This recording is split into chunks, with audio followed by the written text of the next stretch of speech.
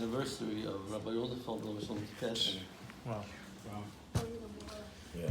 You know, anybody who's zuchet to see him and to listen to him and to hear him knows that there was always a moment when he got here. Something that he said, some chidush that he said, touched something inside you, and that was the moment that you knew that what he was saying was true. This is where I wanted to be. This is where I'm parking my car, and I'm here. So I just wanted to share you, because we're on Parashat Vayishlach, and I went to, when I started thinking back about what touched me, and I've known Rabbi Rosenfeld since I was 15, which puts it somewhere in the end of 1967. Wow. So I'm dating myself a little bit. And I remember three things that he said, but I only wanted to talk about one of them. I'll mention the three. And these things got me because in the community at the time, the community was going through a transformation. The 60s, anybody that was growing up in the 60s, anybody that knew the community in the 60s,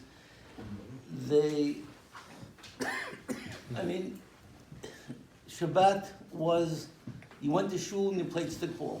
And you rode your bike and if you had to, you parked the car a block away from the shul and then you prayed Shaharit and Musaf and got in the car and you drove to Manhattan and you did your work. You opened the store and nobody, the rabbi said just don't park in front of the shul. So there was a lot of scary stuff that was going on. And you couldn't really, there was really nobody talking about Torah, giving it over in a way where it grabbed anybody. And all of a sudden, you'd look on Motzei Shabbat in the shul, and there's one person who's in the back of the shul, and if anybody can remember, picture in their mind how Shai Tzion is laid out, so you'll know that there's an entrance closer to Ocean Parkway, and that entrance closer to Ocean Parkway was the entrance that I used to walk in from.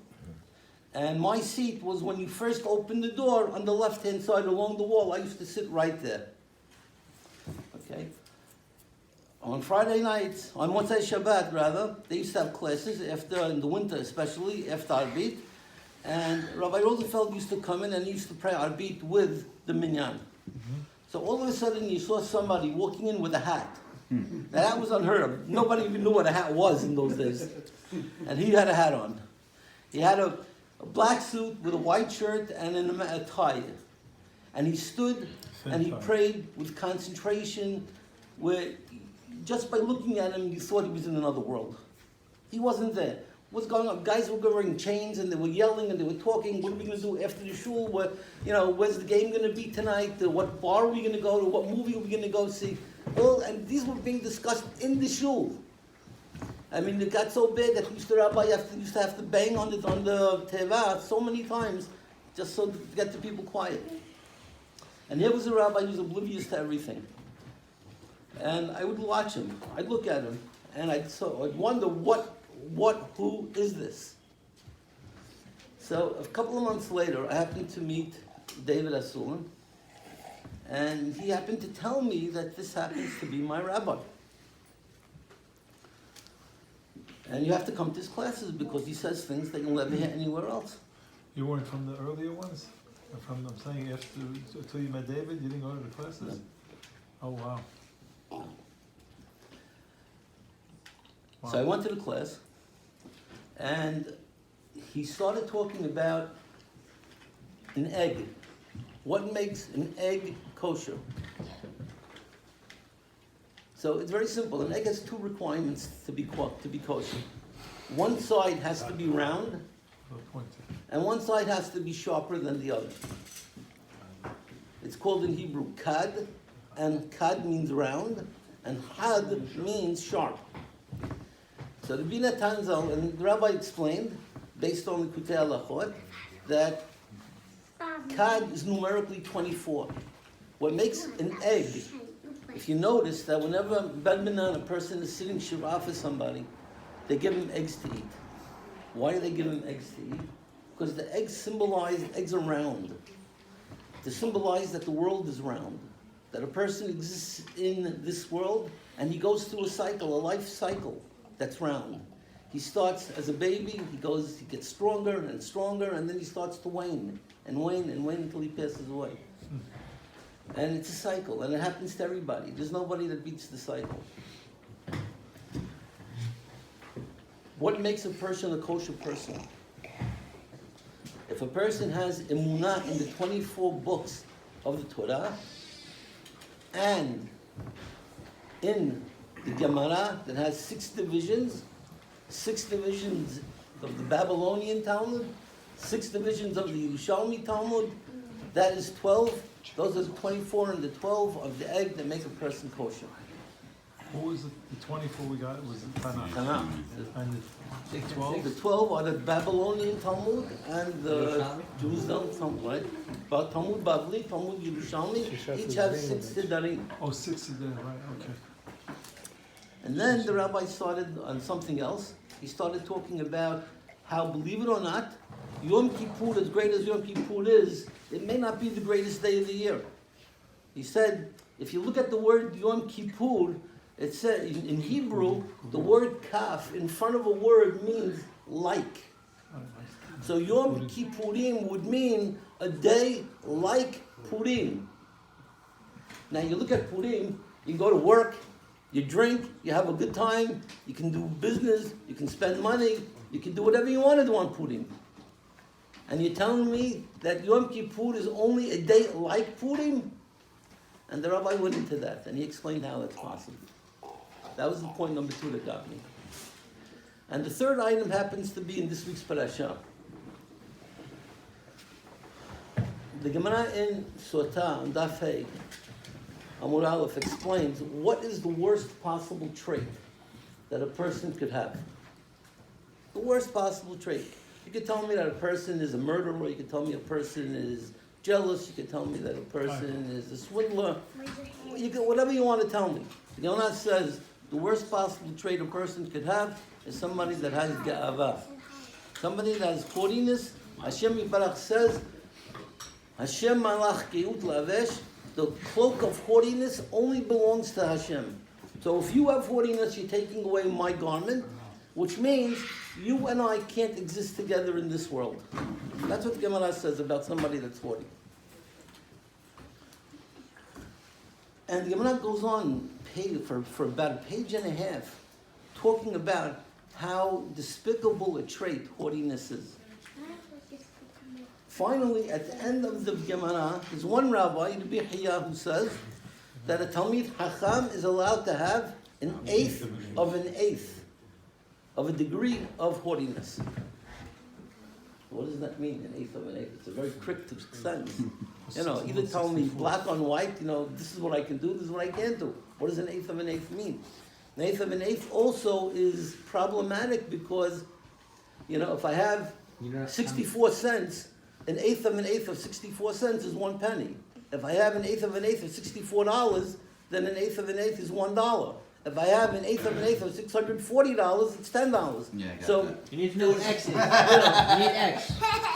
we don't know what does the Gemara mean when it means an eighth of an eighth.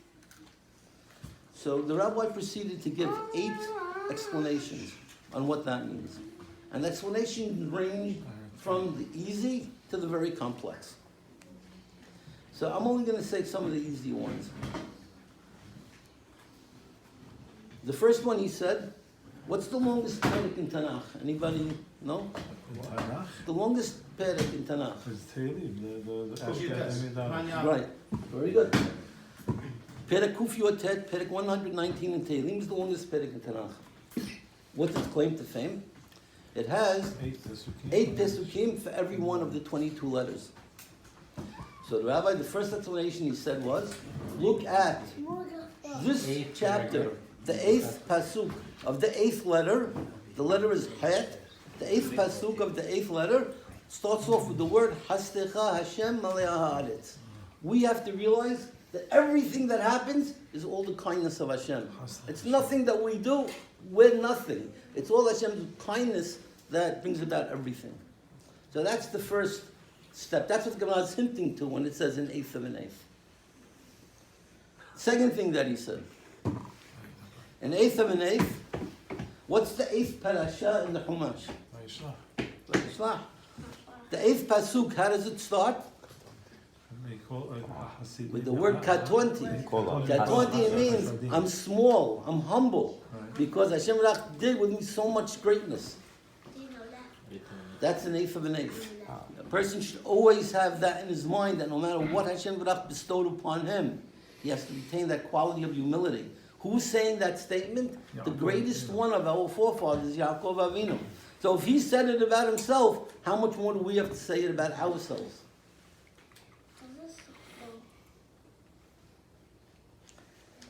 The third one was, we just had a siyum on Shas. If a person's asked, how many Gemalot are in Shas? What's the answer? You would have to know what a Gemalot is, right? Gemara. Oh. Gemara. How many Gemalot? How many tractates are there in Shas? So the normal answer would be, well, so let me explain. There are 36 that have, there are 36, and the count goes up to 63, if you take all the Mishnayot that are there. But when you figure in the small tractates, Masechtot Ketanot, they're called the small tractates. We have like Kala, no, like Kala, Semachot Kala, and Sofrim, and these. So that becomes Shas has 64 components. An eighth of an eighth is numerically 164. How much is a Talmid Chacham allowed by halacha to say that he knows? 164. He's only allowed to say that he knows one masechet. What is that masechet? The masechet that he's learning at that moment. So that is another statement of humility. I'll just say one more. Just say one more. When Hashem came to give the Torah, the Midrash tells us that every one of the mountains wanted to be that mountain that Hashem Baruch would give the Torah on. So Hashem Baruch said, the Torah has to be given in this region, the region of the Middle East. So what's the highest mountain in the Middle East? The Gemara says that it's Har Tavor. Now, how high is Har Tavor? The Gemara in Bava Batra tells us, the fine Gimal, that Har Tavor is 4 parsa. Now, what's a parsa? In English, a parsang. A parsang is made up of 4 milim. 4 meals. Right. How much is a meal? A meal is 2,000 amot. So now, let's do the math. We have, 6,000 feet. what? 6,000 feet. Slow down. So, Take it easy. 32,000. You got it. Okay. Now, which mountain was the one that Hashem Baruch gave the Torah on? Har Sinai. How big is Har Sinai? 600. 500 amot. 164. Slow down. 600 amot. 600 amot. 600 600. amot. It's just testing 600 everybody. amot is exactly 1/64 of Har Tavor. Nice. So Har Sinai was chosen for his humility. How many feet was Har All right, Tavor? 32,500.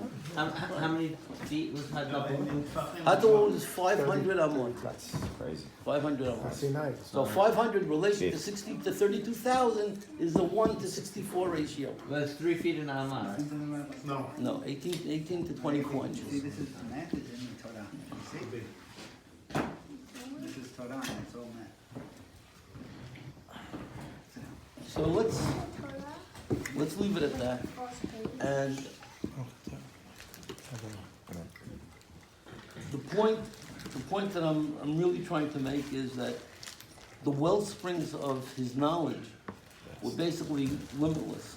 They were vast, they were all-encompassing, they were encyclopedic, they were on the spot. You never asked him a question, he said, I'll get back to you.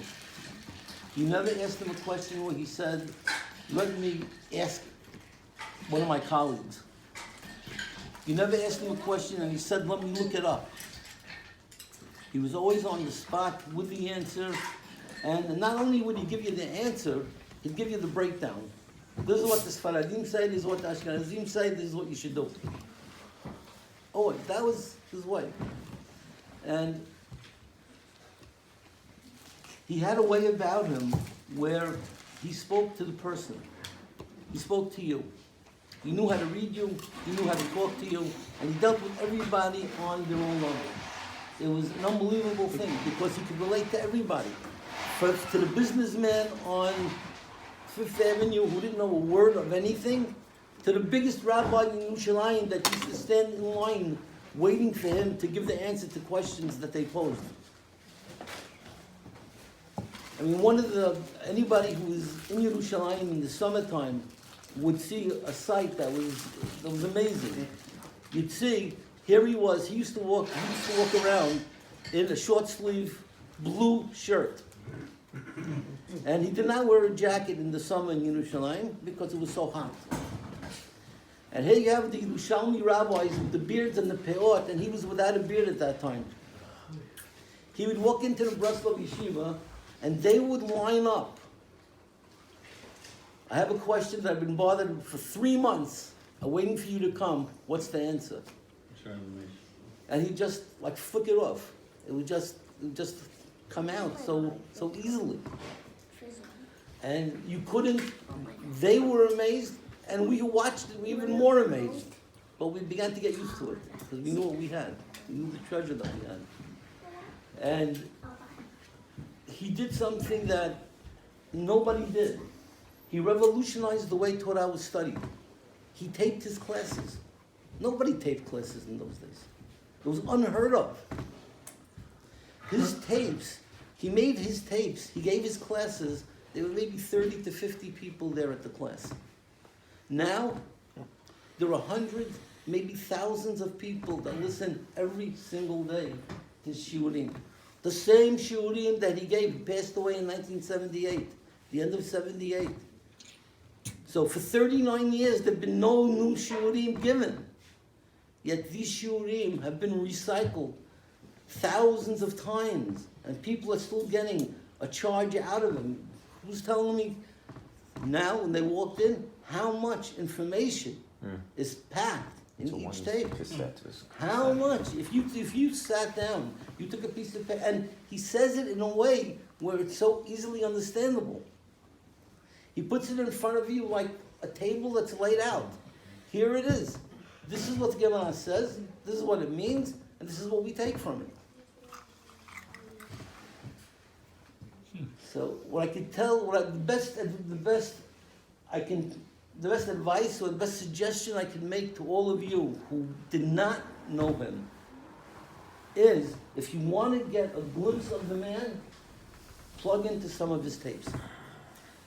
Plug into some of them. On the way to the city, just put a cassette into the car. Put a CD. Well, how about 1 minute? Take the USB. Take the USB. Take It's online. You Or stream online. it. You stream it. That's it. You stream it. Okay. Yeah. You stream it. You stream it. Has it on his. Stream it from the website. You stream it, and you listen to it, and you'll be amazed. And you'll get a glimpse of the man, of the rabbi. How many on there? I heard How many on there? 672. Oh. 672. Must have posted one of his shiur. So Bezat Hashem, Zechuto Yagen Alenu, and we should be prepared that his merit should bless all of us and protect all of us, and we should be zoched to all the berachot and everything good, Bezat Hashem. Amen. Amen. Baruch. Baruch.